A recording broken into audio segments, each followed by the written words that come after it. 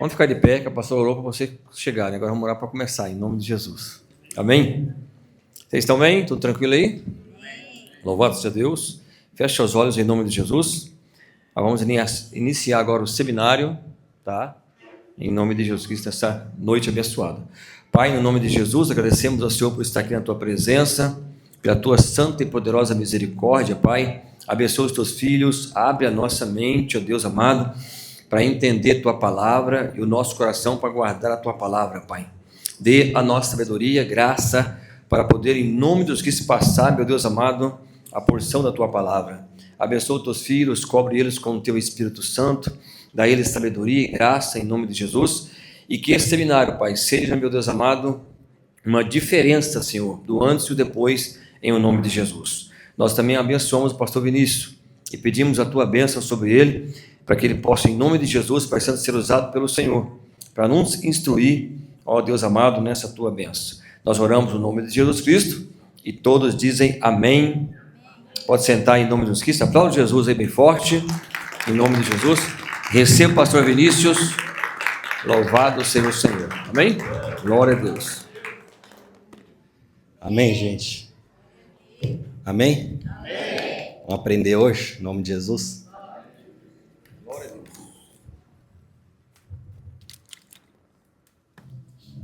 Aqui. Abra sua Bíblia em Hebreus capítulo 11, versículo 3. Amém? Vê até onde eu posso ir, Monique. Hã? Aqui?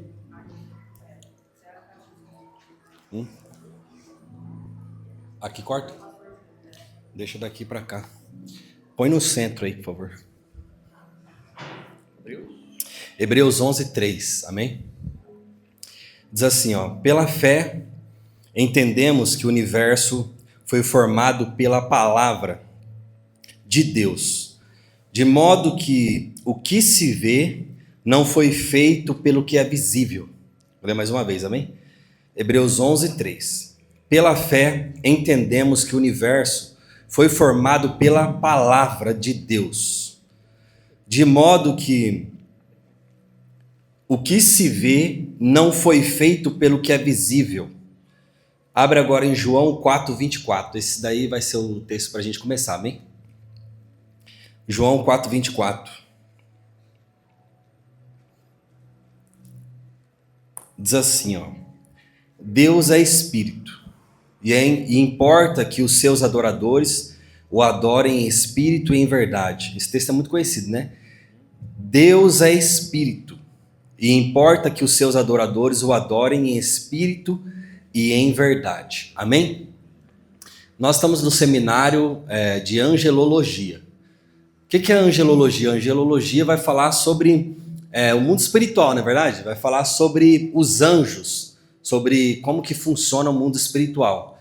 Porque nós somos cristãos e nós precisamos entender que existe uma forma do mundo espiritual agir, para que a gente possa trabalhar em cima dele e a gente venha ter resultado na nossa vida. Amém?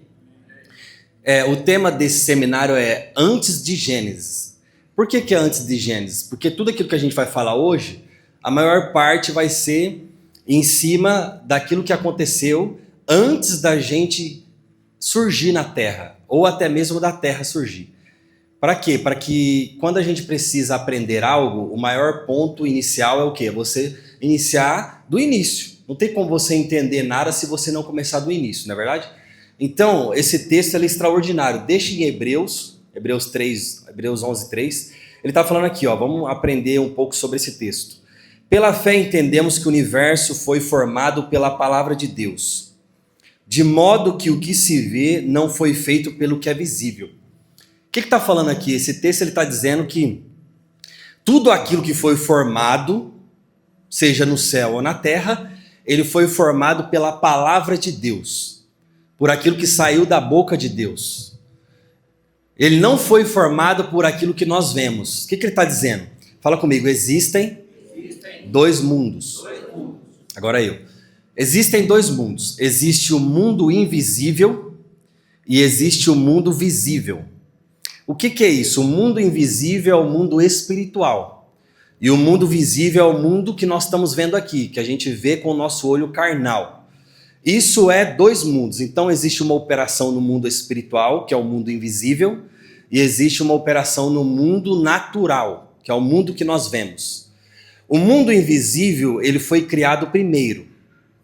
Antes de existir a terra, tudo, o mundo invisível já existia. Então ele foi criado primeiro, ele é eterno e ele vai ser para sempre. Eternidade é para sempre. Então o que acontece? Ele não vai acabar. A referência para tudo que a gente vê na terra é estabelecida por aquilo que existe no mundo espiritual. Como que é isso? O mundo espiritual, ele foi criado primeiro por Deus. Ele é eterno. O mundo natural, ele foi criado depois e ele é terreno, ele tem fim. Entendeu? Deu para entender? Amém? Então, a gente precisa aprender. Por quê? Porque o mundo espiritual, ele determina todas as coisas. Porque ele é superior. Tudo que acontece na terra, antes ele acontece no mundo superior, que é o mundo espiritual. Então, ele vai determinar o que vai acontecer na terra. Quando Deus vai fazer a terra, tudo que ele vai criar tem espelho naquilo que já existe. Por que existe cadeira na nossa vida aqui, natural, que a gente senta? Porque existe cadeira no céu. Coisas simples que a gente acha que não existe no céu, existe.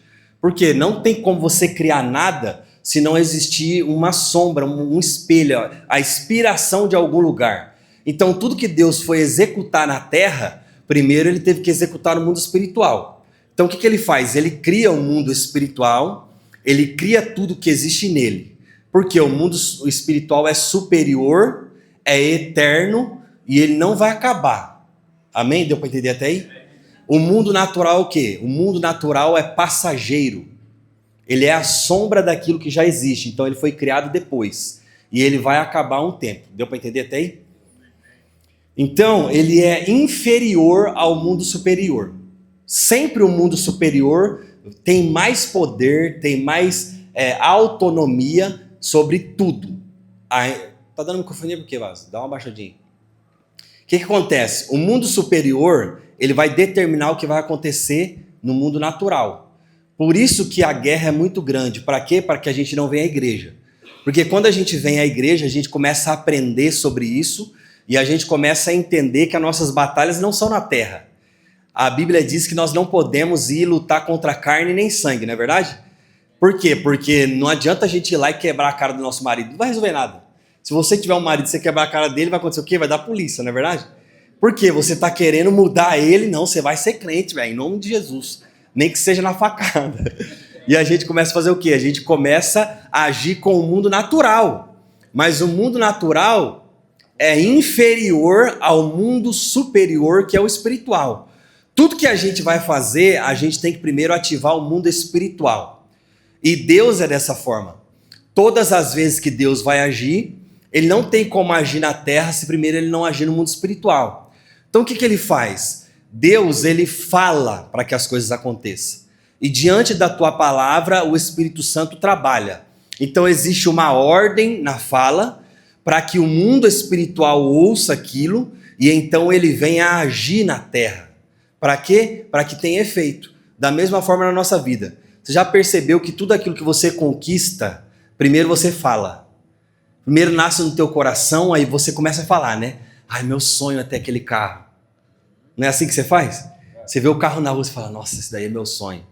Você vê alguém e fala, rapaz, eu tenho um sonho de comprar aquele carro. Aí tem gente que ama a casa, né? Ama a casa, ele fala, tudo que ele vê na casa de alguém, ele fala, nossa, meu sonho é ter isso. Por quê? Porque está no coração dele. Foi estabelecido e então ele começa a falar aquilo. E só acontece por quê? Porque a gente começa a falar e à medida que a gente fala, a gente começa a agir para que aquilo aconteça. Então, como que Deus faz? Todas as vezes que Deus vai agir, ele precisa lançar uma palavra. Deu para entender? Só que existe algo curioso com Deus, que é o quê? Deus não tem duas palavras. Fala comigo, Deus não tem duas palavras. E agora, como que ele vai fazer se ele não tem duas palavras? Se aquilo que ele mandar para o mundo espiritual, ele tem que também acessar o mundo natural. Então o que ele faz? Existe, fala comigo, a palavra falada que se chama rema. Várias vezes tem gente, o povo mais antigo que falava isso, né?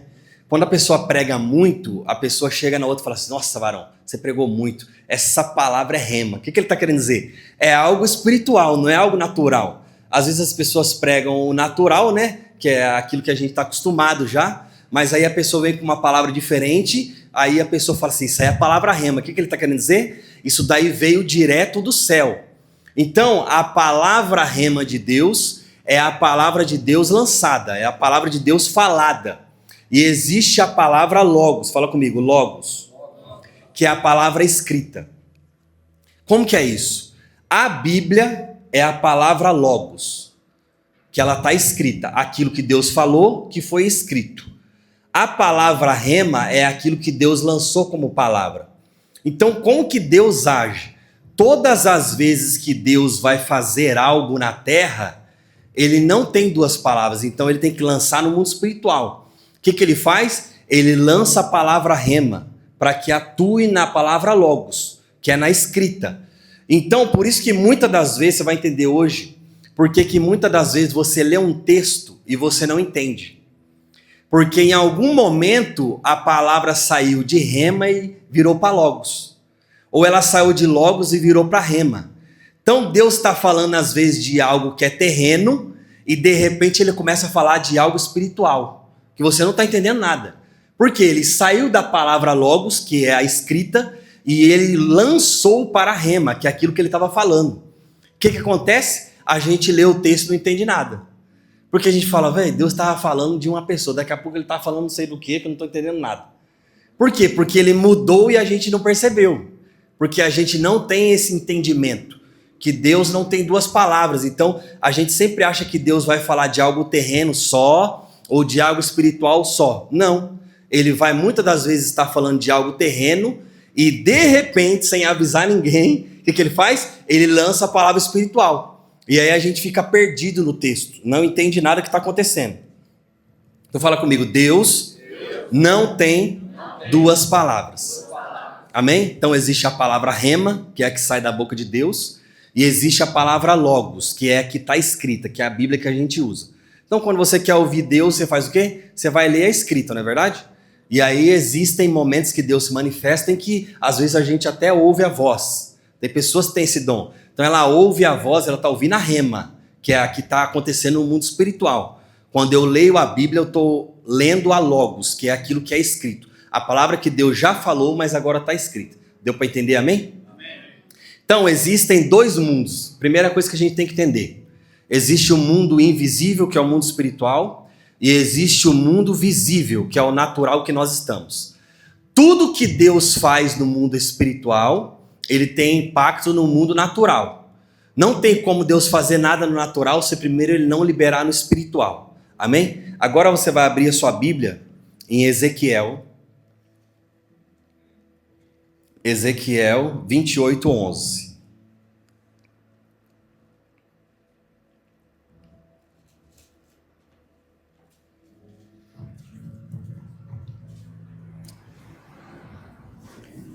Ezequiel 28:11. Veio a mim a palavra do Senhor, dizendo, até que versículo? Pode ir até o 19? Até o 14. Até o 14, gente. Ezequiel 28:11. Versículo 11.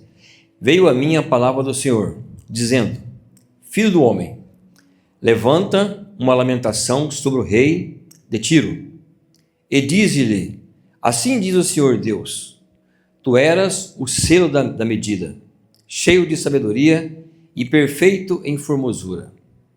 Estivesse no Éden, jardim de Deus, de toda pedra preciosa era a tua cobertura, sardônia, topázio, diamante, turquesa, ônix, jaspe, zafira, carbúnculo, esmeralda e ouro. Em ti se faziam os teus tambores e os teus pífaros. No dia em que foste criado, foram preparados. Tu eras o querubim ungido para cobrir. E te estabeleci no monte santo de Deus estavas. no meio das pedras afogueadas andavas. Amém? Então deu para entender a primeira parte, né? Agora nós vamos para a segunda parte. Fala comigo, projeção profética. Você vai aprender o que é projeção profética, amém? Projeção profética é algo que nós temos que usar quando a gente lê esse texto. Por quê? Porque Ezequiel aqui está falando do rei Tiro. Então Deus fala assim, ó, Ezequiel, você vai profetizar contra o rei Tiro. E ele começa o texto de Ezequiel 28, versículo 1 em diante, profetizando contra o rei Tiro, certo? Só que quando ele chega no versículo 11, ele começa a falar de algo que não tem nada a ver com o rei Tiro.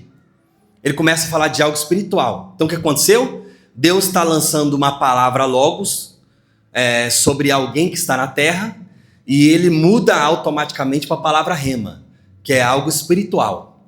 Para isso, é isso que nós temos que entender quando você vai pegar esse texto.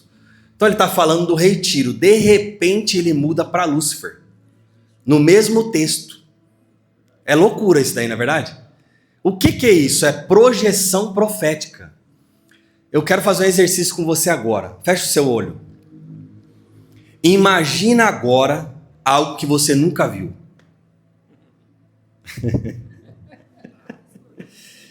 Tem como você imaginar algo que você nunca viu? Não tem como, jamais.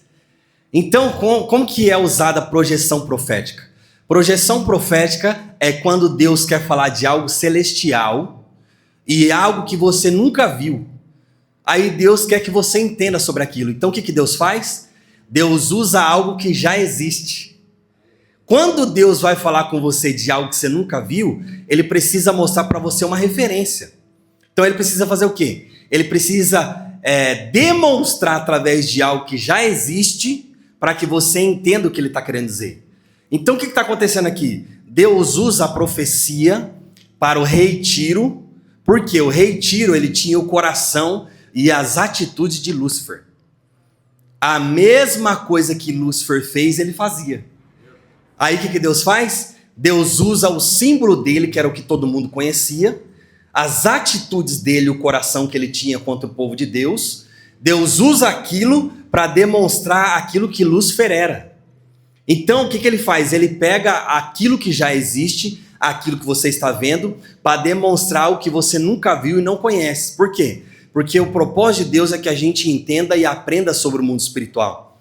Porque a nossa vitória vai estar no mundo espiritual. A gente só vai conseguir vencer na terra se a gente vencer primeiro no mundo espiritual. Aí Deus faz o quê? Eu preciso que vocês conheçam o adversário de vocês.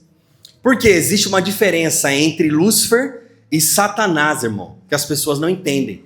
As pessoas misturam os dois. Uma coisa não tem nada a ver com a outra. Por quê? Porque Lúcifer é o anjo que Deus criou, é o querubim ungido, é o perfeito. A Bíblia diz que ele era perfeito. Então, Satanás foi o quê? Satanás é o que o anjo que Deus criou perfeito se tornou. Não porque Deus quis, porque ele decidiu. Por quê? Porque Deus não faz nada de qualquer maneira. Tudo que Deus faz é perfeito, irmão. Deus criou a terra perfeita, Deus criou o homem perfeito, Deus criou o céu perfeito. Deus criou tudo perfeito, não é verdade? Aí, à medida que o mundo foi gerado e o homem esteve na terra, ele por si próprio caiu. E da mesma forma é o mundo espiritual. Por quê? Porque as pessoas não entendem que os anjos, fala comigo, os anjos têm livre-arbítrio. Não, as pessoas falam, mas como que Satanás caiu? Como que Lúcifer caiu, né? Por quê? Porque elas idealizam que Lúcifer era um ser que não tinha livre-arbítrio. O que é não ter livre-arbítrio? É quando você não tem opção de escolha. Tudo que Deus cria, ele dá a opção de escolha. Por quê? Porque ele estabelece o livre-arbítrio. O que é livre-arbítrio? É o verdadeiro livre-arbítrio. É aquele que tem mais uma opção para você escolher. Então, quando eu falo assim, ó, gente, quem quer comprar, ó, vocês vão comprar um celular, mas eu tenho esse aqui, ó, o iPhone 13 Pro Max. Essa é a opção. O que está acontecendo? Você não tem livre-arbítrio, porque você não tem outra escolha. Você só pode escolher aquilo. O livre-arbítrio é o quê? Ó, vocês têm essa opção de iPhone e vocês têm esse iPad também. Qual que você quer? Aí você vai escolher, eu quero o iPhone. Isso é o quê? Livre-arbítrio, porque você está dando uma outra opção. Então, o verdadeiro livre-arbítrio é o quê? É Deus criar o ser humano ou o anjo e falar assim, ó, eu tenho esse plano para você, mas você tem a opção de não querê-lo. Por quê? Porque você tem o livre-arbítrio. Então, tudo que Deus criou, Deus formou uma lei e falou, a lei é essa para você. Então, Deus criou Lúcifer para agir de uma forma, mas ele tinha o livre-arbítrio ao ponto dele rejeitar aquilo que Deus deu para ele, e ele fez o quê? Ele escolheu aquilo que Deus não queria. Então entenda, Lúcifer é o anjo que Deus criou perfeito. Satanás é no que ele se tornou. Amém? Deu para entender? Então projeção profética é o quê? É você pegar algo que você nunca viu, e aí Deus quer te mostrar aquilo que você nunca viu. Aí ele faz o quê? Ele usa uma referência. Aí Deus fazia o quê? Deus queria mostrar para o povo o que era Lúcifer. Ninguém sabia o que estava acontecendo. O que tinha acontecido no mundo espiritual. Aí Deus faz o quê? Deus usa um rei Tiro, que tinha um coração ruim, que tinha atitudes ruins, maldosas, para representar o que Lúcifer era. Por isso que ele está falando no começo do texto de Ezequiel 28:1, ele começa a falar que ele está profetizando contra o rei Tiro, e de repente no versículo 11 ele muda totalmente. Vamos ler comigo de novo? Olha o que ele diz. Veio a mim a palavra do Senhor dizendo, filho do homem, levanta uma lamentação sobre o rei de quem? De Tiro.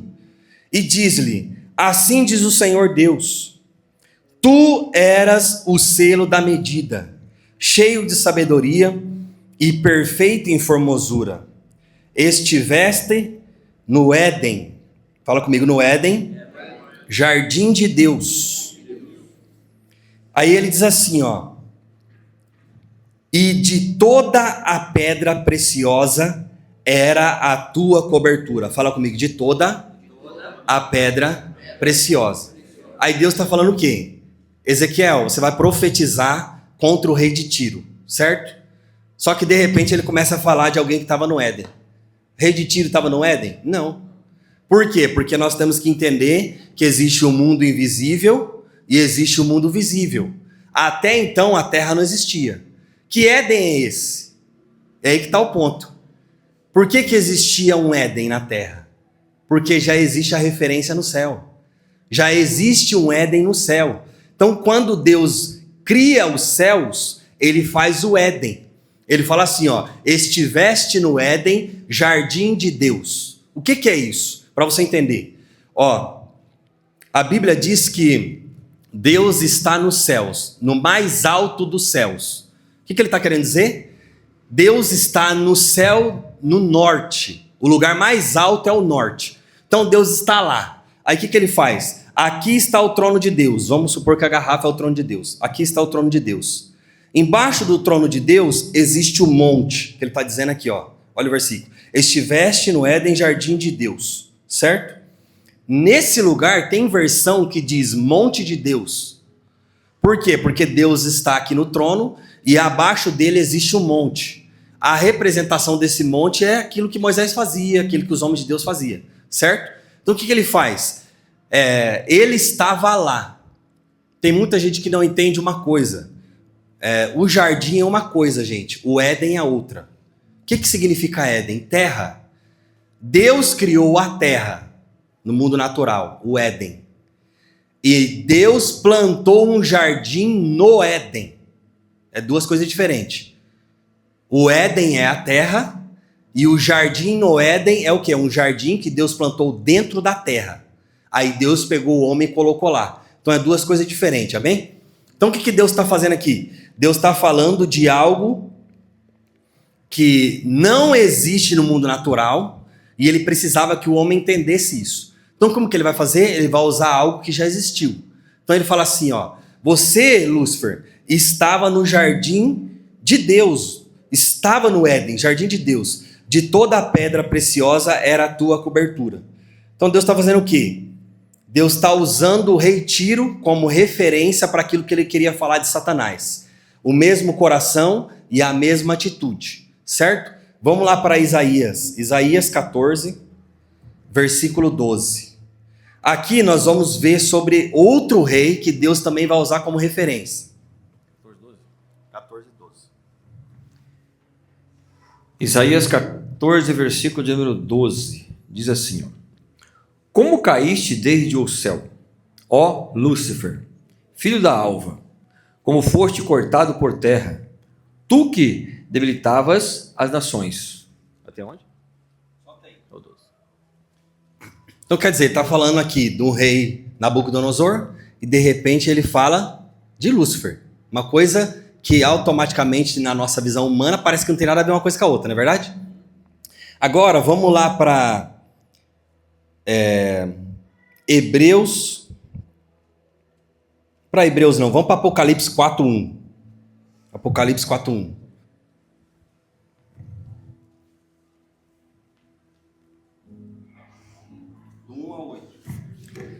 Apocalipse 4:1. A visão da majestade de Deus. Versículo 1. Depois dessas coisas, olhei, e eis que estava uma porta aberta no céu. E a primeira voz que, como de trombeta, ouviram falar comigo, disse: sobe aqui, e mostrar-te-ei as coisas que depois destas devem acontecer. E logo fui arrebatado no espírito, e eis que um trono estava posto no céu, e um assentado sobre o trono. E o que estava assentado era, na aparência, semelhante à pedra jaspe e sardônia. E o arco celeste estava ao redor do trono, e parecia semelhante à esmeralda.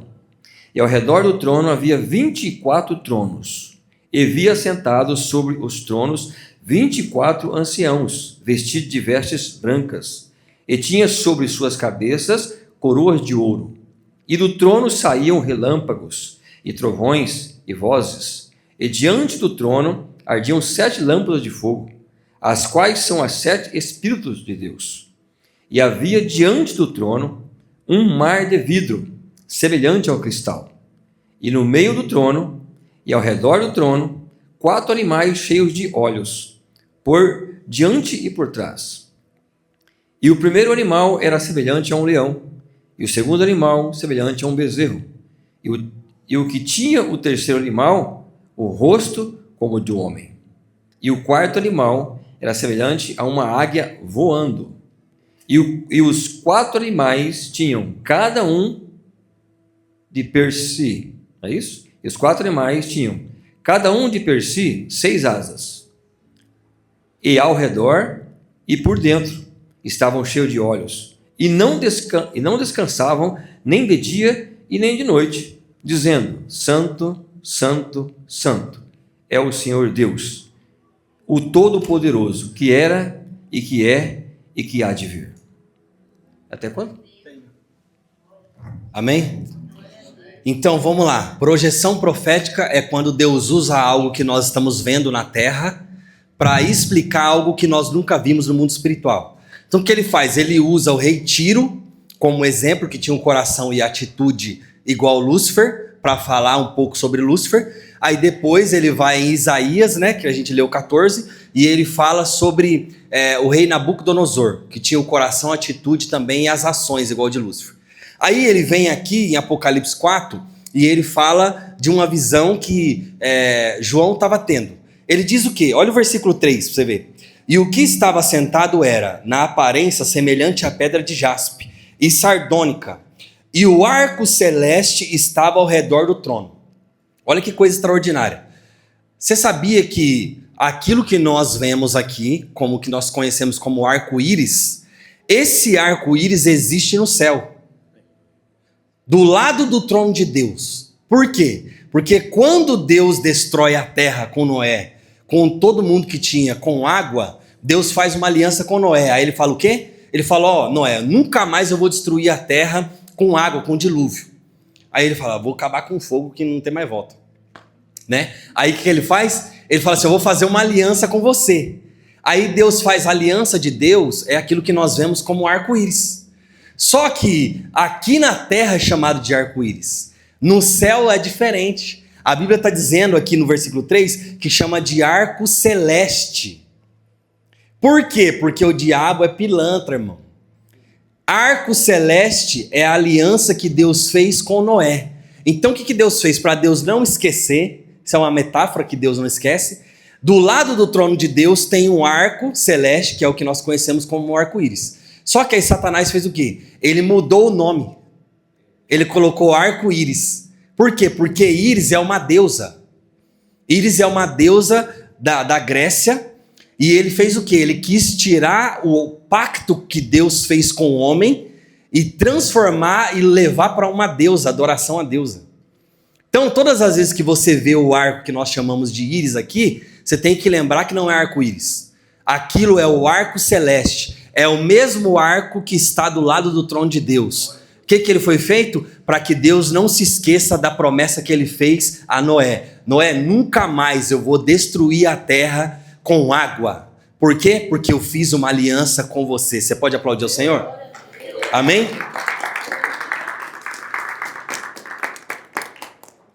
Então isso é uma projeção profética. Por quê? Porque você está pegando algo que existe aqui na terra como referência para você entender algo que está lá no céu. Aí ele continua o versículo. Vamos para o 7 para você ver. E o primeiro animal era semelhante a um leão. E o segundo animal semelhante a um bezerro. E tinha o terceiro animal o rosto como de um homem. E o quarto animal era semelhante a uma águia que voava. Olha aqui a projeção profética de novo. Você vai ver isso direto na Bíblia. Por quê? Porque teve muitos homens que foram arrebatados ao céu, para que eles pudessem ver o que acontece lá e eles descrevessem para nós, para a gente acreditar e ver que existe um Deus poderoso que luta por nós, amém? Então o que ele faz? Ele está falando aqui, ó, eu vi seres que tinham 4 rostos.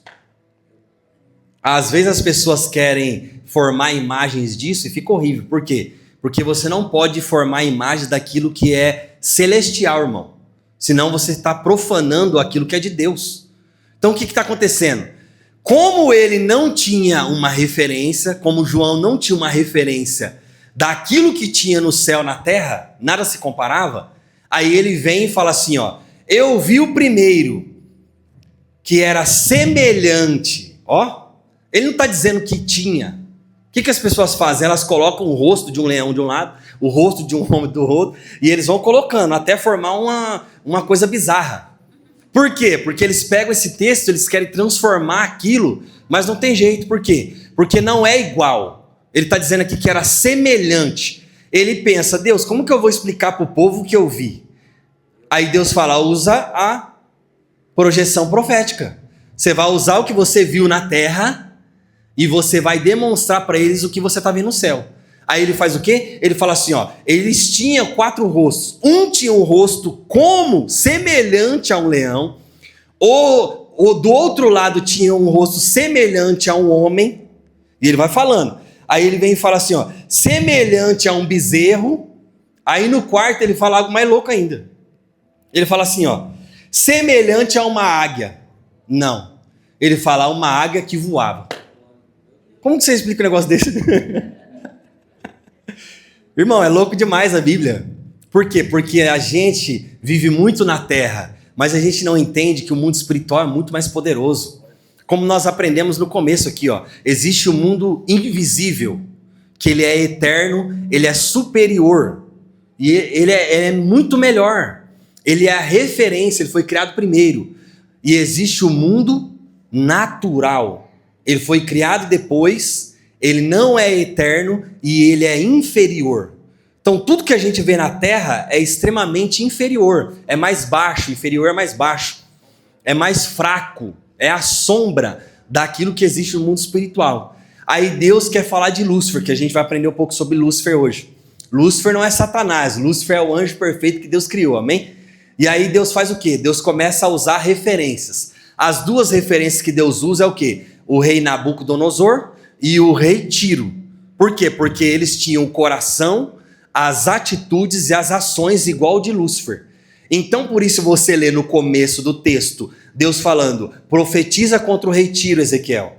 Aí Ezequiel fala, profecia contra o rei Tiro. Aí de repente ele fala assim, ó, tu eras o querubim ungido. Você estava no Éden. Nada a ver. Por quê? Porque nós entendemos que existe a palavra que Deus fala, que é a rema, e existe a palavra escrita, que é a logos. Então, Deus não tem duas palavras. Todas as vezes que ele vai lançar algo no mundo espiritual, ele fala. Quando ele lança aquela mesma palavra, olha o poder da palavra de Deus, serve para os dois mundos. Então, quando ele lança uma palavra no mundo espiritual, ela atinge o mundo espiritual e ela atinge o mundo natural também. Então, existe a palavra rema, que é a palavra lançada, que sai da boca de Deus, e existe a palavra logos, que é o quê? Que é a Bíblia, é a palavra escrita. Então, todas as vezes você vai ler textos que estão dizendo de algo terreno e de repente ele muda para algo natural, para algo espiritual. Ou então você está vendo algo espiritual e de repente ele muda para algo natural. O que está acontecendo aqui? Fala comigo. Projeção profética. Fala comigo de novo. Projeção profética. Deu para entender? Então, existem dois mundos e Deus não tem duas palavras. Para ele, quando ele lança uma palavra no mundo espiritual, ela tem efeito no mundo natural. Isso significa o quê? A palavra no mundo espiritual é a palavra rema, a palavra que sai da boca de Deus, e a palavra da terra, a palavra escrita, é a palavra logos. Então, quando Deus lança uma palavra no mundo espiritual, tem efeito nos dois mundos, amém? Mas nós precisamos entender. Aí, quando Deus quer que a gente entenda algo que é do mundo espiritual, que nós nunca vimos, Deus usa a projeção profética, que é o quê? Algo que nós estamos vendo, que nós já conhecemos, para entender aquilo que está no mundo espiritual. Por isso ele chama João para o mundo espiritual e fala assim, ó, você vai escrever tudo que você está vendo. Aí João fala, como que eu vou escrever o que eu estou vendo se eu nunca vi isso na terra? Aí ele pega algo que já existe e coloca como semelhante àquilo que ele viu. Aí ele fala assim, ó, eu vi seres. E esses seres tinham 4 rostos. Um era semelhante ao leão, quer dizer, não é igual ao leão, é semelhante. Outro era semelhante ao rosto de um homem. Outro era semelhante a um bezerro. E outro era semelhante a uma águia que voa, que voava. Olha para você ver o poder da projeção profética. Amém? Deu para entender? Amém. Agora vamos lá. Vamos mais um pouco. Apocalipse 4 a gente leu, né? Que fala sobre o arco celeste, que é o reflexo, que é a sombra aqui na terra. Não chame mais de arco-íris, lute para isso, amém? Porque quando você está falando arco-íris, você está dando poder para Íris, que é uma deusa grega, que não tem nada a ver com a nossa fé. Então fala arco celeste. Amém? O arco de Deus também. Por quê? Porque tem vários homens que foram ao céu. Então, existem diversas traduções, amém? Por que a gente fala assim, ó, muda a tradução? Porque existe muita tradução. Existe o original, que é o aramaico, o hebraico, depois ele vai vindo, aí vai para grego, depois vai para inglês, até chegar na gente, irmão, mudou muita coisa. Aí você pega, às vezes, um tradutor que não tem muita inspiração de Deus, você pega tradutores que querem, por propósito, viu? Mudar a Bíblia, que é o que vão fazer muito agora. Tem muita coisa de Bíblia nova que vai surgir que não existe na palavra de Deus, que eles vão infiltrar para enganar o povo. Por isso que a gente luta, existem diversos pastores que a gente estuda, tem pastores que nós estudamos que já foi 100 vezes em Israel. Só para estudar. O que ele faz? Ele vai e contrata um tradutor, contrata um guia e ele fica meses lá estudando o original, para ele trazer para nós e nos explicar como é no original. Por quê? Porque existem muitas coisas que se perdem durante a tradução. Existem pessoas mal intencionadas que mudam a Bíblia. Para quê? Para suavizar. Tem texto que está falando que nós somos escravos de Deus, porque nós fomos comprados. Quando você é comprado, você não tem direito, certo? Aí tem texto que diz que nós somos servos. Por quê? Que eles querem suavizar. Só que quando você muda a palavra, você perde o sentido daquilo que você está falando. É totalmente diferente. Beleza? Então o que acontece? Deus está mostrando para nós que existe 2 mundos e ele usa a projeção profética para nós entendermos o que é espiritual, para que a gente não venha se perder. Amém? Vamos lá. Agora, você vai abrir em Hebreus 10, 19. Hebreus 10, 19. Do 19 ao 22. Isso. Hebreus, capítulo 10, versículo 19. Tendo, pois, irmãos, ousadia para entrar no santuário, pelo sangue de Jesus, pelo novo e vivo caminho que ele nos consagrou, pelo véu, isto é, pela sua carne, e tendo um grande sacerdote sobre a casa de Deus, cheguemo-nos com verdadeiro coração, em inteira certeza de fé, tendo os corações purificados da má consciência e o corpo lavado com água limpa. Amém? Olha o que ele está dizendo aqui, ó. Tendo, pois, irmãos, ousadia. O que é ousadia? Coragem. Para entrar no santuário pelo sangue de Jesus, pelo novo e vivo caminho que ele nos consagrou pelo véu, isto é, pela sua carne. E tendo um grande sacerdote sobre a casa de Deus, chegamos-nos com um verdadeiro coração e em inteira certeza de fé, tendo os corações purificados da má consciência e o corpo lavado com água limpa, pura. Olha o que ele está dizendo aqui. Esse texto é extraordinário. Por quê? Porque existem dois mundos, certo? Então existe o mundo superior e existe o mundo inferior, espiritual e o mundo natural. Só que existia algo interessante que era o quê? Existia algo que tampava isso. O mundo natural não conseguia acessar o mundo espiritual. Por quê? Porque existia um véu. Fala comigo, um véu. Existia um véu. Quem que era esse véu? Fala comigo, Jesus. Jesus era o véu que estava entre o mundo natural para que a gente acessasse o mundo espiritual. Não tinha como. Por isso que quando você pega o tabernáculo, existem diversos véus para você chegar até o Santo do Santo, que era onde estava a arca. Então ninguém podia chegar perto da presença de Deus, senão morria de qualquer maneira. Aí eles colocavam um véu. Aquele véu era Jesus. Aí o que acontece? Jesus desce e morre. Quando ele morre, a Bíblia diz que o véu foi rasgado dentro do tabernáculo, sem ninguém fazer nada. O véu foi rasgado de cima a baixo. Quem rasgou o véu foi Deus. Por quê? Porque aquilo estava representando que foi Deus quem entregou o seu filho como sacrifício. E o seu corpo foi cortado. O que estava acontecendo? Ali o véu estava sendo rasgado. A partir daquele momento, o acesso que era impossível, o acesso que era difícil para nós, foi liberado. Aí o homem, em Hebreus, Paulo vem, que a gente acredita muito que é Paulo, aí ele fala assim, ó, tendo, pois, irmãos, ousadia para entrar no Santo do Santo, pelo sangue de Jesus, pelo novo e vivo caminho que ele nos consagrou pelo véu, isto é, pela sua carne. Olha o que ele está dizendo. Irmãos, vocês não têm mais que ter medo.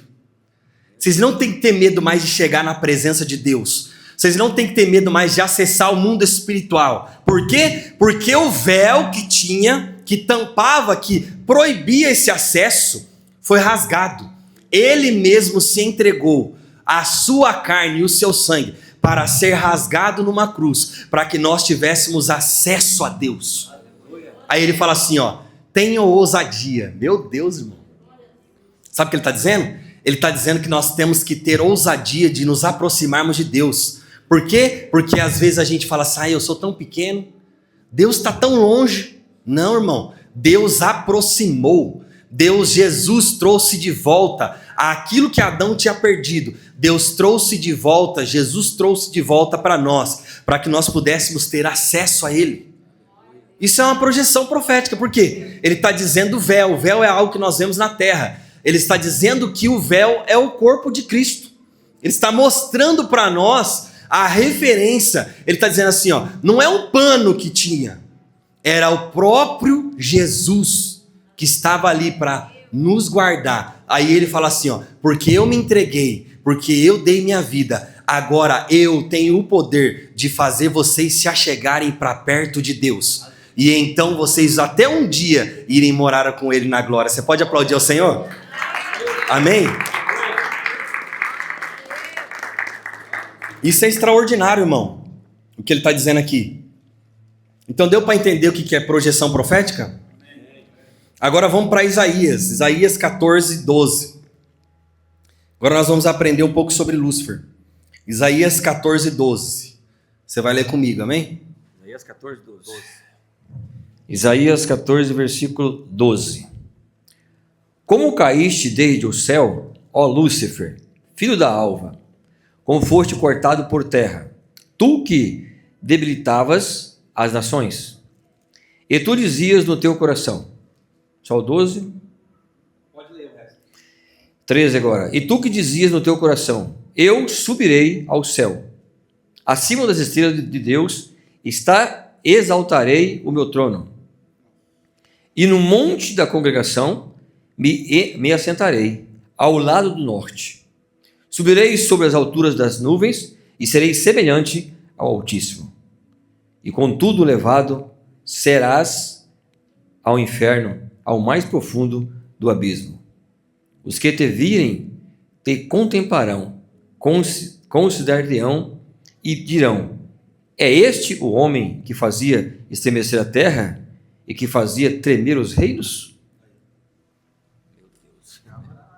Olha o versículo 12. Como caíste desde o céu, ó Lúcifer, filho da alva.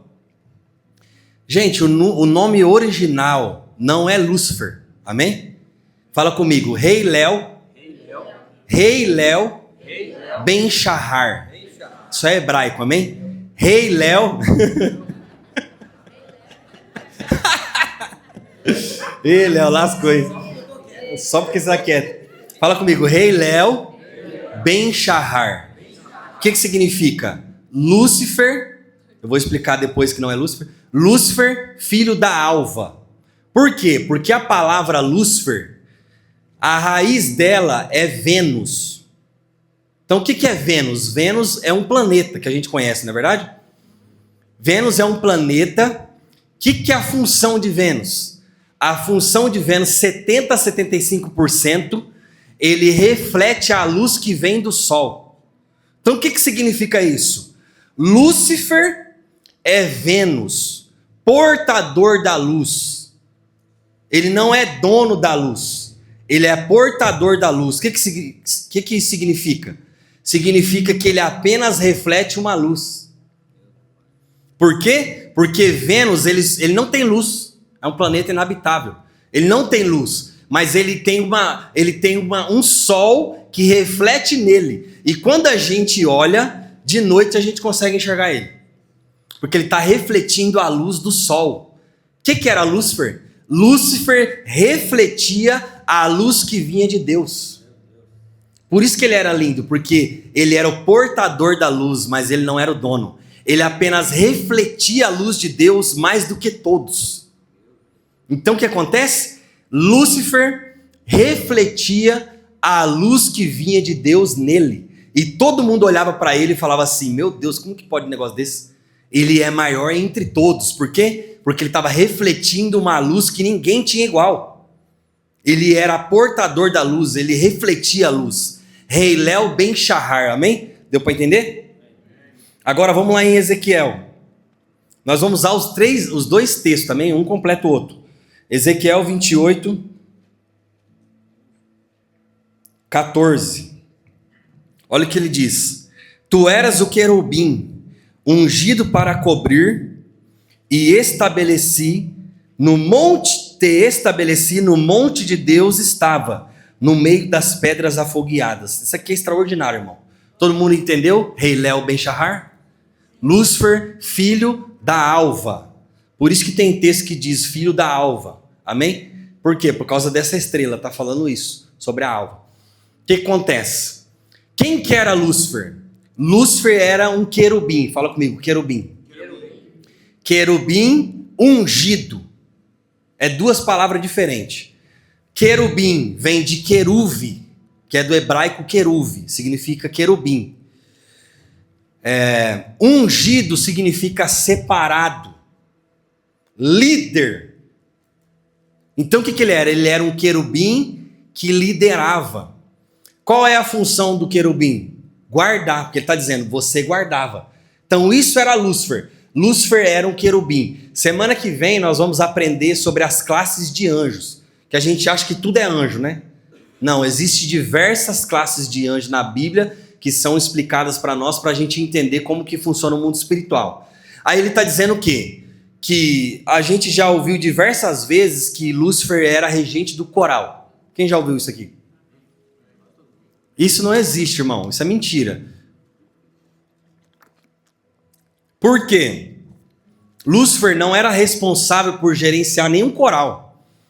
O nome dele está dizendo, ele era responsável por guardar. Querubim vem do queruvim, que significa guardião. Todos os querubins são guardiões de alguma coisa. Tá olhando? Olha aquele lugar ali, ó. Tá vendo ali? O que tem em cima da arca? 2 querubins. O que eles estão fazendo? Eles estão guardando a presença de Deus. Quando você vai estudar a Bíblia, quando Deus manda o povo para fora, Adão e Eva manda para fora do jardim no Éden, o que Deus faz? Deus coloca 2 querubins na porta e coloca uma espada que voava com fogo. Por quê? Porque ele não queria que ninguém entrasse. Por quê? Porque existia dentro do jardim uma árvore. Existia 2 árvores. Existia a árvore do conhecimento do bem e do mal e existia a árvore da vida. Aqui nós vamos entender qual é a diferença de anjos para nós. Por que Deus nos perdoa e não perdoou Lúcifer? Deus é injusto, irmão? Deus é injusto? Não. Agora, como que Deus pode perdoar a gente que peca direto, né? Morreu por nós e não perdoou Lúcifer, sendo que ele errou também? Porque existe uma diferença. Quando Deus planta o jardim, a Bíblia diz que Deus forma Adão e coloca dentro do jardim. Aí ele dá uma ordem, ele fala assim, ó, você pode comer de tudo que tem aqui, certo? Aí depois ele fala assim, ó, tudo é seu. Você pode todas as árvores, você vai dominar os animais, você vai governar sobre tudo. Irmão, o poder de Adão era tão grande que ele andava sobre as águas. Sabe por quê? Porque Jesus é o último Adão. Então existiu o primeiro Adão que caiu. Jesus veio como o último Adão. Tudo que Jesus fez na terra era o poder que Adão tinha. Por isso que ele anda sobre as águas. Porque ele estava mostrando o poder que Adão tinha no jardim, velho. E ele troca tudo. Sabe por quê? Porque nós temos a ideia que Deus deu uma ordem para Adão, falando, Adão, você não pode comer daquela árvore. Essa foi a ordem? Não. A primeira ordem de Deus foi, você pode comer tudo.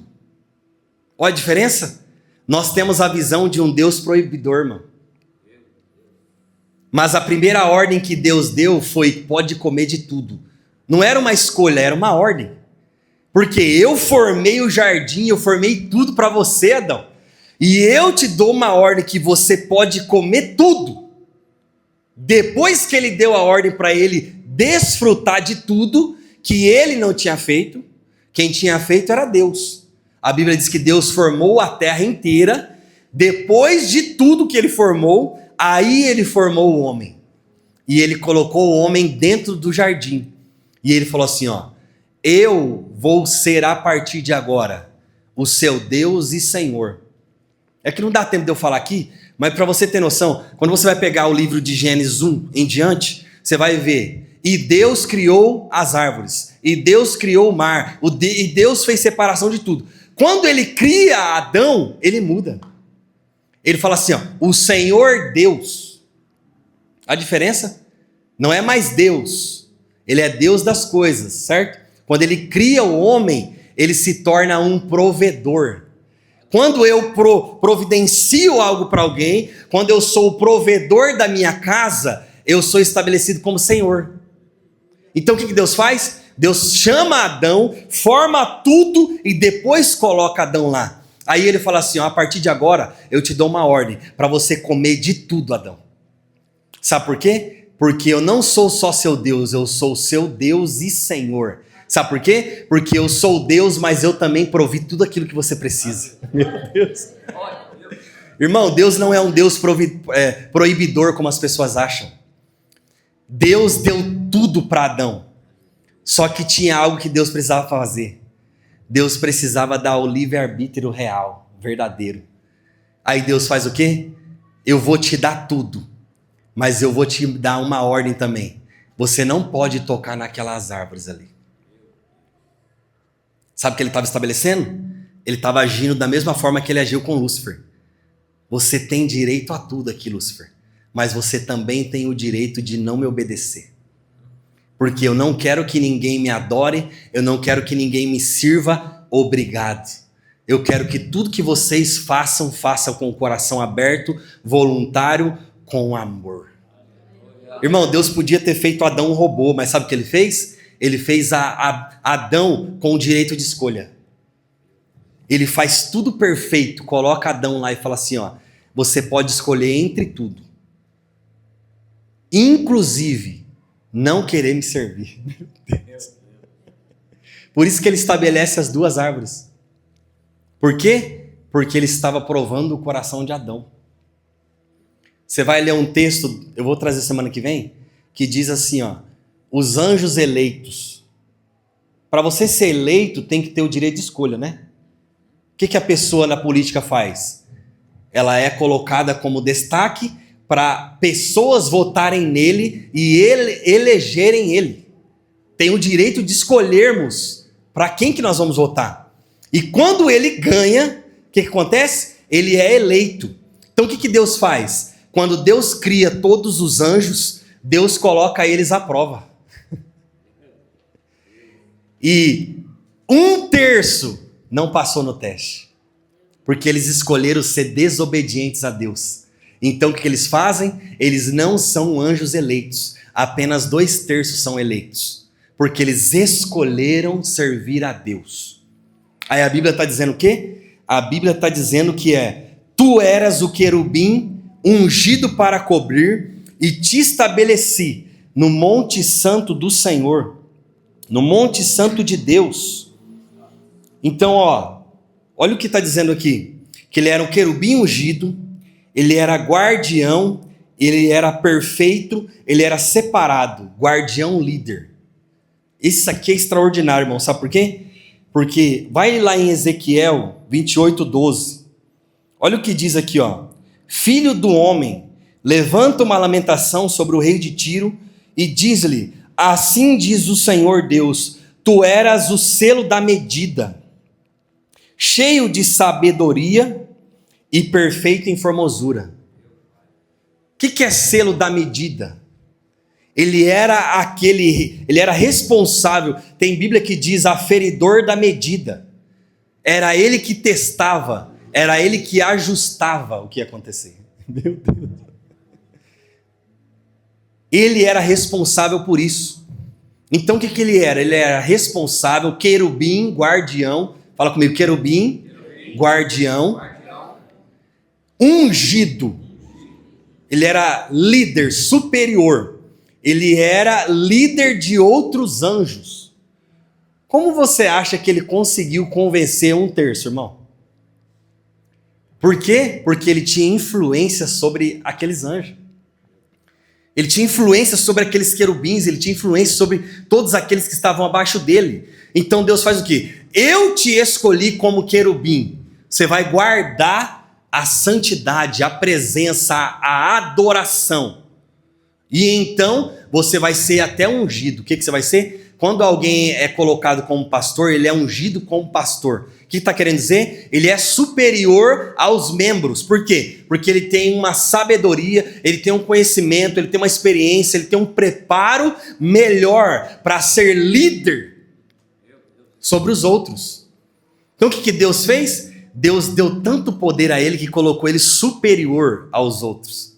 Para quê? Para que ele pudesse governar e gerenciar tudo aquilo. Então o que ele era? Ele era um querubim ungido, querubim guardador da santidade, da adoração de Deus. Agora vamos no versículo 13.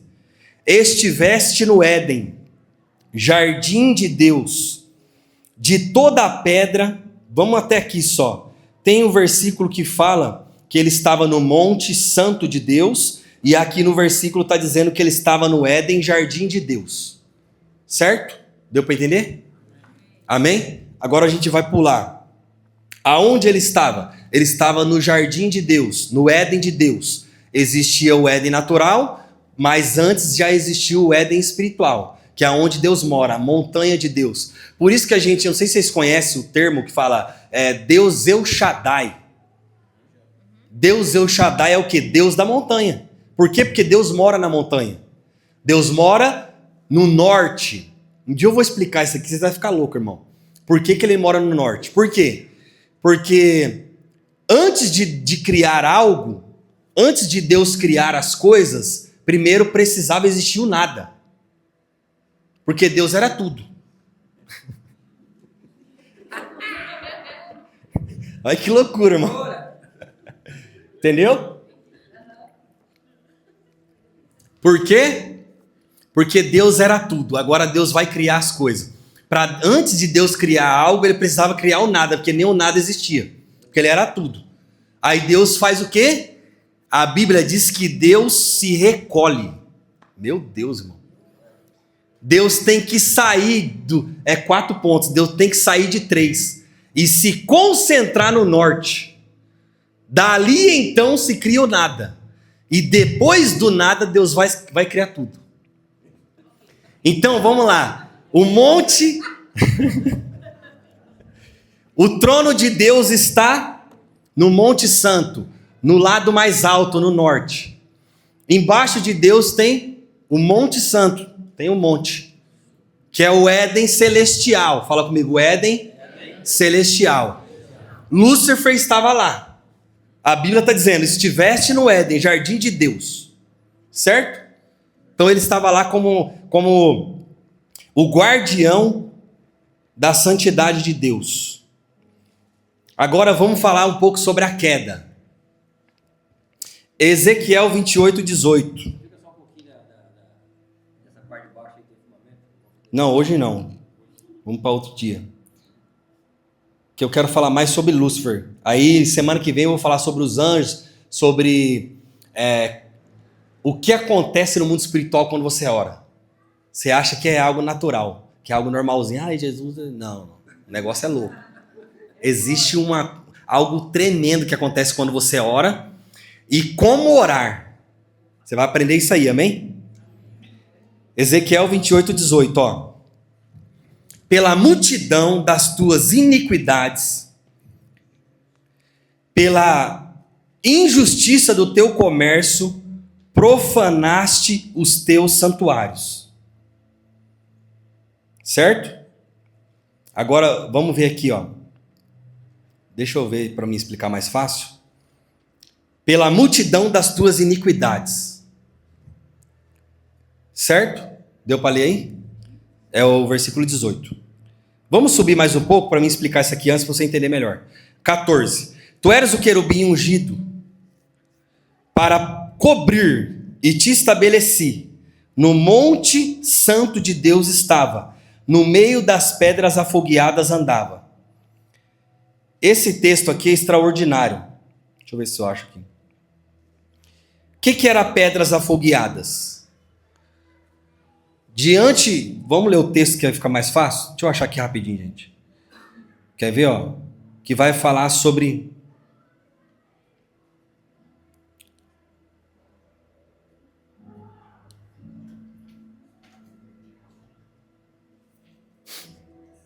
Eu acho que eu não coloquei aqui.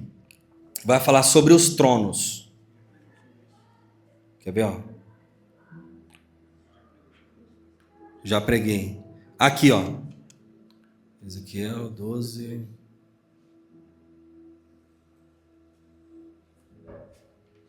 Aqui. Apocalipse 8, 3. 3 e 4. Que você vai entender o que é pedras afogueadas, amém? Apocalipse 8, 3. Pode ler. Apocalipse 8, 3. E veio outro anjo, e pôs-se junto ao altar, tendo um incensário de ouro, e foi-lhe dado muito incenso, para opor com as orações de todos os santos sobre o altar de ouro que estava diante do trono. E a fumaça do... Só tem aí? Fala altar de ouro. Altar de ouro. Então ele está falando o quê? Que existe um altar de ouro diante de Deus, certo? Agora vamos a Apocalipse 6, 9. Vamos falar sobre o altar, que isso aqui tem tudo a ver com Lúcifer, amém? Ó, e havendo aberto o quinto selo, vi debaixo do altar as almas dos que foram mortos por amor da palavra de Deus e por amor do testemunho que deram. Então o que está dizendo aqui? Está dizendo que diante de Deus, do texto passado, diante de Deus tem um altar. E esse altar é tão louco que debaixo dele estão o quê? As almas dos mortos que morreram por amor de Deus e por amor do testemunho que deram. Agora vai lá em Apocalipse 9:13. 9:13.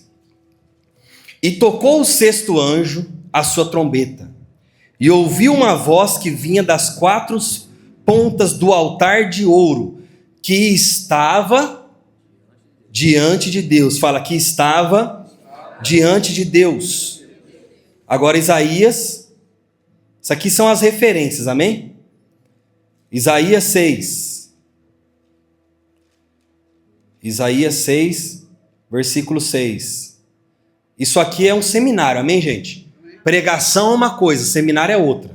Seminário é devagar, para a pessoa entender, anotar, para que você entenda, para que você possa executar isso aqui.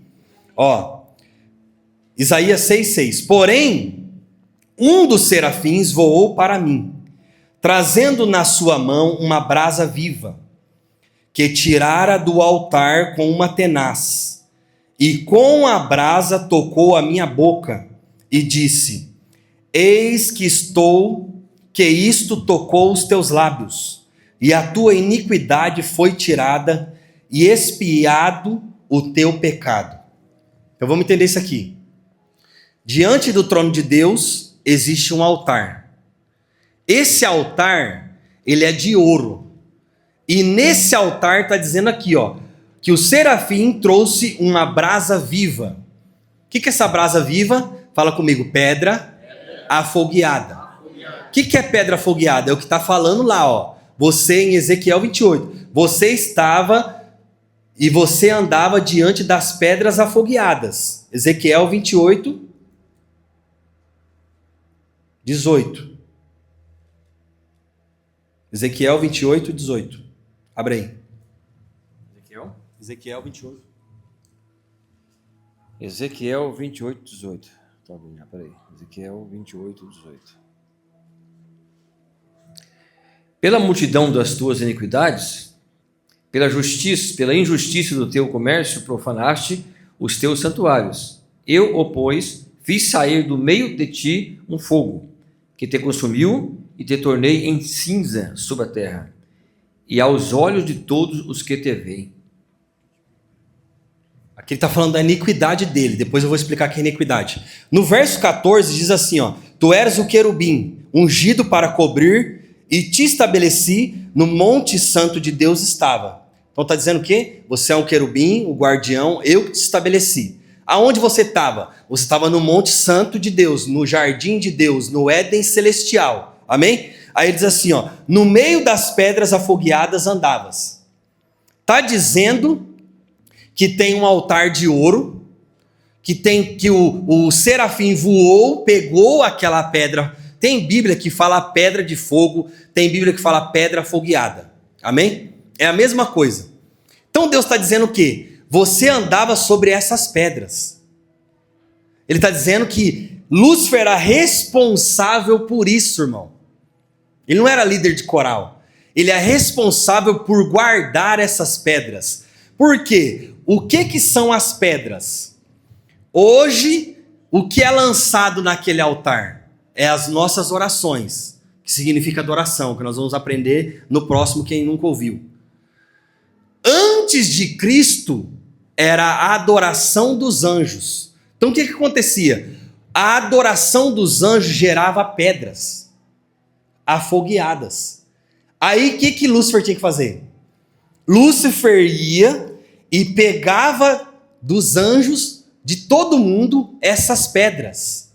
E ele levava até o trono e jogava no trono de Deus aquela adoração, para que ela subisse até Deus, e então o espírito que estava dentro das rodas, que vocês vão aprender outro dia, se movesse.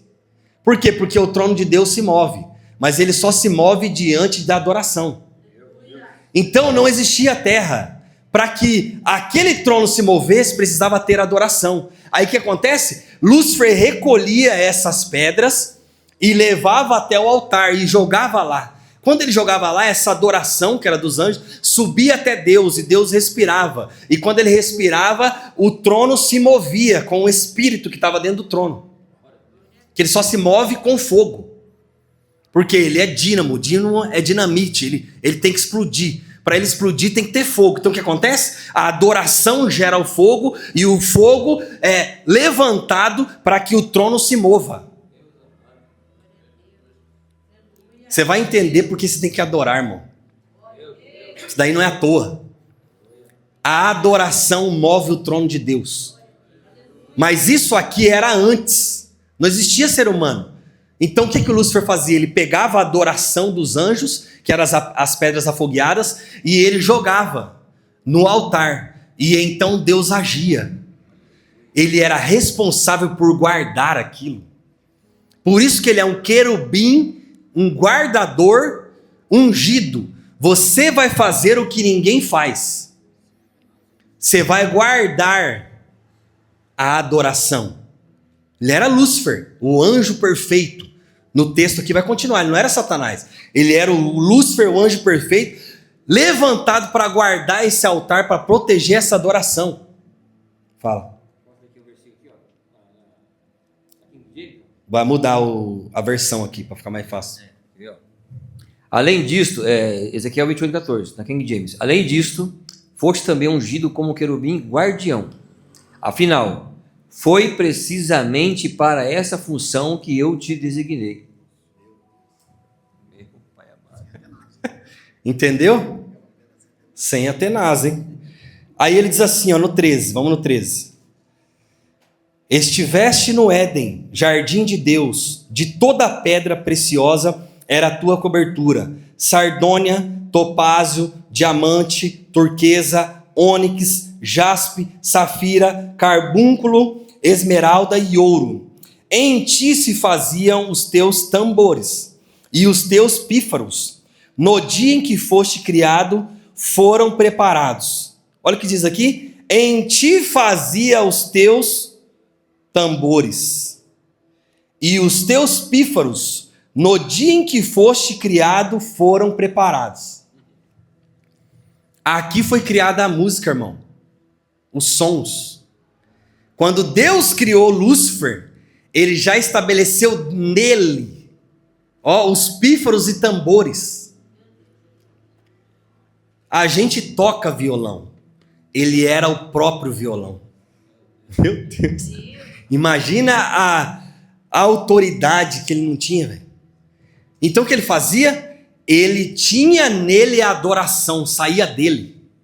Não era do coral, era dele.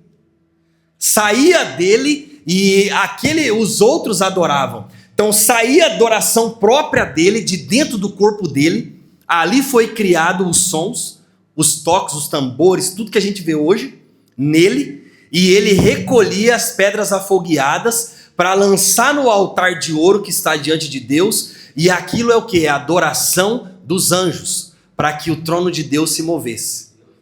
Então ele era responsável por isso. Deu para entender? Agora vamos continuar. Vamos por que ele caiu agora, hein? Vai no versículo Ezequiel 18, 28, 18.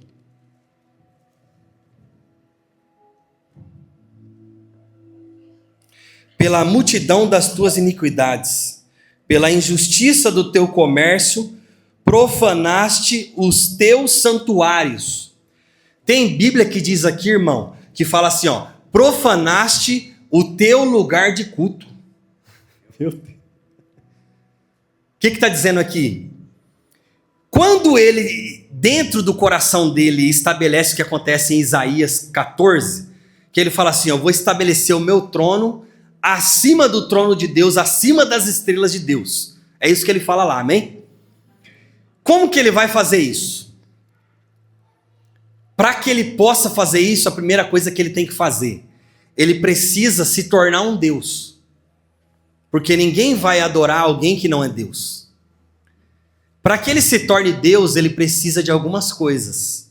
Fala comigo, a primeira delas, todo Deus é adorado. Para que ele se tornasse um Deus, ele precisava de adoração. Mas ninguém adorava ele. Todo mundo adorava a Deus. Aí o texto diz aqui, ó, na multidão da tua iniquidade, aí ele diz, no comércio, na multidão do teu comércio, profanaste o teu lugar de culto. Aonde que é o lugar de culto, irmão dele? Era o altar. Ele recolhia as pedras e vinha cultuar a Deus com o som que saía dele, e ele jogava as pedras, que era a adoração dos anjos, para subir até Deus como adoração. Então ele precisava de adoração, ele não tinha adoração. Aí o texto diz assim, ó, na multidão do comércio, vamos ler? Pela injustiça do teu comércio, profanaste os teus santuários. Tem Bíblia que o texto está dizendo aí do culto? Ezequiel 28, 18. Ó. Por meio dos teus muitos atos malignos e pecaminosos, e de tua injustiça, desonestidade, nos negócios e comércios, profanaste até os teus próprios locais sagrados de culto. Imagina um negócio desse?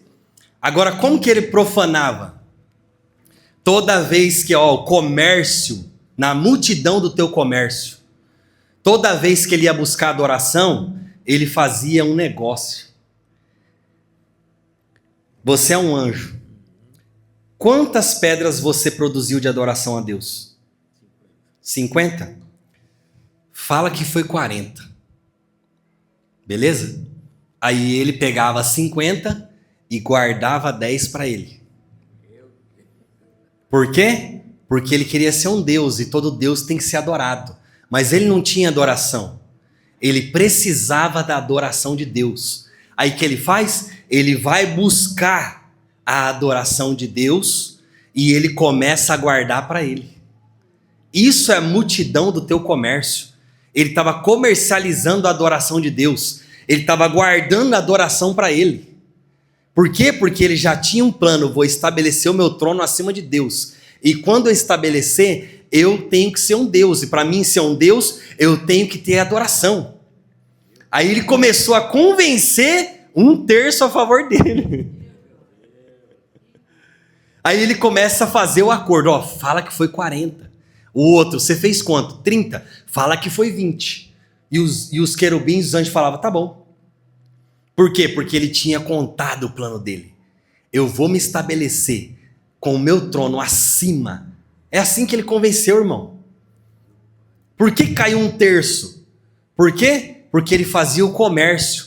E ele falava assim, ó. Olha o que era o comércio também. Fala que foi 40, sabe por quê? Porque você está abaixo de mim. Você é o segundo depois de mim. Só que quando eu subir, eu vou te colocar no meu lugar. Meu Deus. Satanás. Imagina. Como que ele vai convencer os anjos que estão do lado de Deus, irmão? Ele só convenceu porque ele prometia algo que ele não podia dar. Ele falava assim, ó. Se você me ajudar, quando eu estiver sobre aquele trono, você vai ser o segundo. Aí ele chegava no terceiro e falava assim, ó. Se você me ajudar, quando eu subir, ele vai vir para o meu lugar. E você sobe para o lugar dele. E ele começou, ó, a profanar o lugar de culto. Ele roubava a adoração e prometia, ó, o comércio. Prometia um comércio de exaltação de lugares. Foi assim que ele convenceu os anjos a ajudar ele, irmão. Por quê? Porque todo mundo almeja estar num lugar mais alto. Todo mundo almeja o lugar do outro, irmão. Quando você vê alguém maior que você fala, nossa, tinha que ser eu, velho. O irmão chegou ontem e já está recebendo a bênção, era para ser eu. Por quê? Porque a gente faz igual Lúcifer. A gente quer o lugar que não é nosso. E quando a gente está fazendo isso, a gente está refletindo aquilo que Lúcifer fazia. Por que Lúcifer trabalha Satanás hoje muito em rebelião dentro da igreja? Porque ele coloca na visão da pessoa aquilo que ele foi. E ele começa a convencer a pessoa como ele convenceu os anjos. Se você derrubar aquela pessoa, você vai chegar no lugar dela. E a glória, a adoração, o mérito vai vir para você. Meu Deus. Não vai ser dela. Assim acontece na igreja, assim acontece nas empresas. As pessoas querem tomar o lugar da outra, sem merecer. Porque quando você toma o lugar do outro merecendo, foi isso que Deus falou, Elias, vai lá e unge Eliseu no seu lugar. Foi Deus que mandou. Aí ele coloca e unge Eliseu no lugar dele. E a Bíblia diz que Deus leva Elias. Então o que foi? Deus colocou no lugar dele porque Deus ia elevá-lo. Só Deus pode fazer isso. Aí Satanás faz o quê? Eu tenho que ser um Deus. Então eu preciso de adoração e eu preciso convencê-los a me ajudar. Porque sozinho não vou conseguir. Aí ele faz o quê? Ele começa a convencer os anjos vendendo lugar. Vendendo lugar, você vai ficar no lugar do outro. Então, você está hoje embaixo, mas você vai subir. Porque eu vou subir, então o meu lugar vai ficar vago. Aí você entra no meu lugar, o seu lugar vai ficar vago. Aí o outro entra no teu lugar. E assim sucessivamente. Isso aqui é o comércio que Deus está falando. Amém? Ó, pela multidão das tuas iniquidades, pela injustiça do teu comércio, profanaste os teus santuários. Tem Bíblia que diz o lugar de culto. O que ele estava fazendo? O lugar sagrado, o lugar que ele é responsável por levar a adoração a Deus, que eram as pedras afogueadas, a adoração dos anjos. Ele estava pegando para ele. E ele estava querendo, achando que ia enganar Deus. Isso é louco demais, irmão. Não é verdade? Então aqui fala sobre o começo, a rebelião, o começo da iniquidade. O começo daquilo que ele estava fazendo. O que é iniquidade? Iniquidade é fazer para Deus sem Deus. Meu Deus. Irmão, tem gente que vai chegar no céu e ele vai falar, Senhor, eu curei em teu nome, eu libertei, eu expulsei demônios, eu curei, eu fiz milagres, prodígios.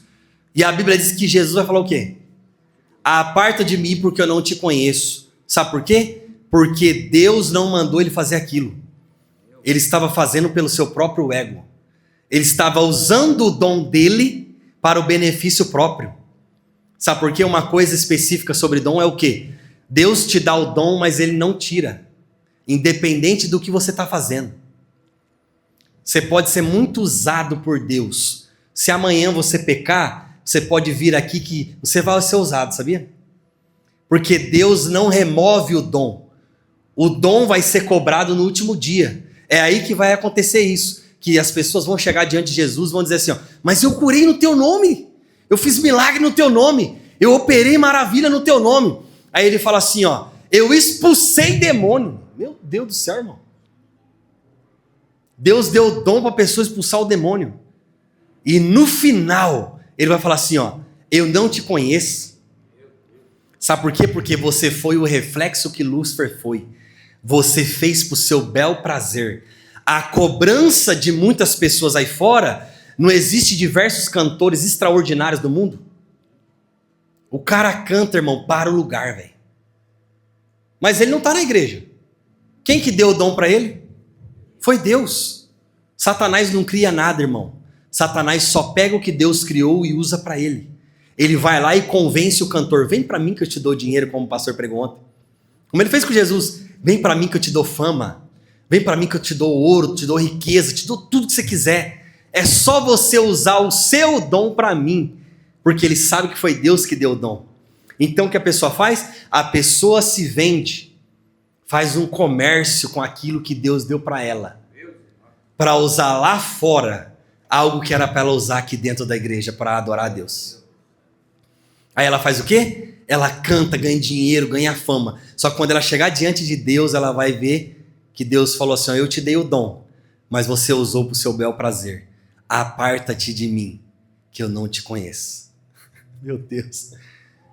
Irmão, Deus te dá dons para você usar na presença dele. Quando você usa os seus dons para o seu bel prazer lá fora, de qualquer maneira, de qualquer jeito, para enganar, para roubar, fazer qualquer coisa, sabe o que acontece? No último dia Deus vai cobrar esse dom. Tem gente que está no mundo que tem o dom de visão aberta. Ele vê demônios, ele vê tudo, o mundo espiritual. Sabe o que ele faz? Ele usa naquelas coisas do mundo, que a gente sabe o que é. Na macumba, feitiçaria. Porque ele tem a visão, Deus deu o dom para ele, mas ele está usando para o seu bel prazer. Porque ele quer ficar rico, porque ele quer dinheiro, porque ele quer influência, porque ele quer poder.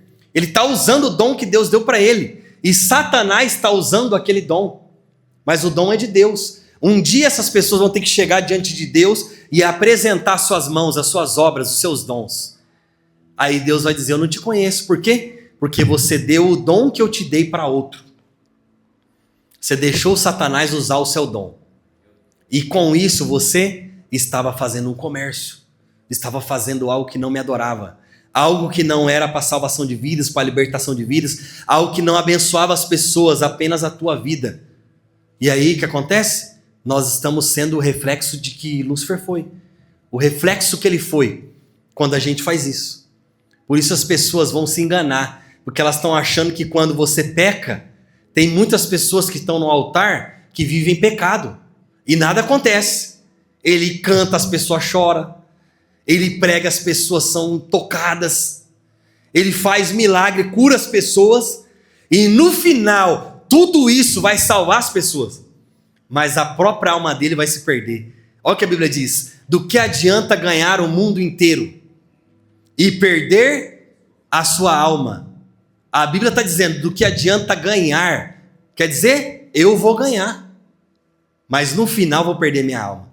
É o que está acontecendo hoje. Muita gente está ganhando o mundo inteiro, irmão, com fama, riqueza, tudo a qualquer custo, usando o dom, usando a inteligente sabedoria que Deus deu para ele. Só que no grande dia ele vai ter que se apresentar diante de Deus. E quando ele se apresentar, Jesus vai dizer assim: ó, eu não te conheço, porque você usou o seu dom ao seu benefício. Deus te deu o dom. Se você não usa o dom de Deus na presença dele, Deus vai cobrar esse dom de você. Por quê? Porque tudo que ele dá, ele não tira. Ele te dá e deixa você escolher. Ele deu o dom para Lúcifer cuidar da adoração. Mas ele deu a liberdade para ele escolher. Você pode muito bem trazer a adoração para mim, mas você pode roubar ela se você quiser também. Vamos aplaudir o Senhor? Deixa eu correr aqui. Isso é extraordinário, irmão. Então o que ele fazia? Ele fazia um comércio com a adoração, com as pedras afogueadas, que era a adoração dos anjos. O que é iniquidade? Iniquidade é fazer algo para Deus sem Deus. Iniquidade é um pecado que se tornou normal. Isso é iniquidade. Quando eu faço algo errado e não ligo. Quando o meu coração endurece. Meu Deus. Iniquidade é endurecer o coração com o pecado. É você viver uma vida de pecado. Por que a Bíblia diz que nós não somos pecadores? Tem muita gente que fala: ah, eu sou um pecador, eu sou crente, mas sou pecador. Você não é pecador, irmão. A Bíblia diz que ele nos deu poder para nos transformar nos filhos de Deus. Então nós saímos de criatura e nos tornamos filhos de Deus. E a partir daquele momento nós não somos mais pecadores. Nós somos santos, a Bíblia diz. A Bíblia nos chama de santo. Mesmo que a gente peque. Por quê? Porque o nosso pecado é acidente. Então a gente peca, a gente vai lá e se arrepende, pede perdão. A gente pecou, mas a gente não é um pecador. Quem é pecador? É aquele que faz do pecado algo normal, iniquidade. quando eu peco e não me arrependo, quando eu endureço o meu coração, como muitos estão fazendo no mundo lá fora, endureceram o coração para a obra de Deus e estão fazendo a tua vontade. Eu vou enriquecer independente das circunstâncias. Eu vou usar meu dom para ganhar dinheiro. Eu vou usar meu dom para ganhar riqueza. E o que eles estão fazendo? Eles estão vivendo de iniquidade. Eles são pecadores, porque eles já estão vivendo com o coração duro para aquilo que Deus falou. Aí ele diz o quê? Vocês me esqueceram, endureceram, ó, na multidão da tua iniquidade. Então o que é iniquidade? Iniquidade é fazer para Deus sem Deus. Tem gente que quer fazer um monte de coisa na igreja sem Deus mandar. Está fazendo para Deus sem Deus. Trabalhando para Deus, mas Deus não está junto. Quando Deus manda você ser um pastor e você